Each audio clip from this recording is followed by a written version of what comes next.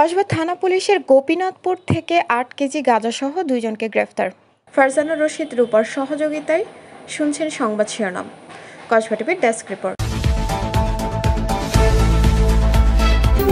Kasba TV, হৃদয়ে বাংলা। এখন বিস্তারিত জানাচ্ছেন আফরোজা রশিদ হাসি। কসবা থানাধীন গোপীনাথপুর ইউপিস্থ চকচন্দ্রপুর কুড়ের পাড় রেল ক্রসিং সংলগ্ন পূর্ব পাশে আসামির দখল হতে ৮ কেজি গাঁজাসহ ২ জনকে গ্রেফতার করেছে পুলিশ।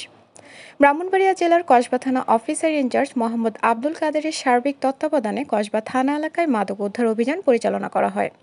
অভিযান পরিচালনা করেন এসআই নিরস্ত্র শফিকুল ইসলাম, সঙ্গীয় এএসআই মোহাম্মদ হোসেন। গতকাল ৮ জানুয়ারি কসবা থানাধীন গোপীনাথপুর ইউপিস্থ চকচন্দ্রপুর কুড়ের পাড় রেল ক্রসিং সংলগ্ন পূর্ব পাশে আসামির দখল হতে উদ্ধার সহ তাদেরকে গ্রেফতার করা হয়। গ্রেফতারকৃত আসামিরা হলেন রবিউল ইসলাম পিতা মৃত মতি মিয়া, সাং ধজনগর, মোহাম্মদ জুম্মান পিতা লিটন মিয়া, সাং বড়মুড়া, উভয় থানা কসবা, জেলা ব্রাহ্মণবাড়িয়া। কসবা থানা অফিসার ইনচার্জ মোহাম্মদ আব্দুল কাদের কসবা টিভিকে জানান, গ্রেফতারকৃতদের বিরুদ্ধে মাদক আইনে মামলা দায়ের করা হয়েছে এবং তাদেরকে আদালতের মাধ্যমে জেল কারাগারে প্রেরণ করা হয়। আপনারা জানেন আমাদের মাননীয় পুলিশ সুপার মহোদয় কিন্তু এই মাদক নিয়ে উনি কিন্তু জিরো টলারেন্সের অবস্থান এবং আমাদের ওইভাবে উনি ইনস্ট্রাকশন দিয়ে প্রেরণ করেছে মাদককে একবারে জিরো টলারেন্সে নিয়ে আসতে হবে এবং স্যারের ইনস্ট্রাকশন নির্দেশনা মোতাবেক আমরা অভিযানগুলো পরিচালনা করতেছি।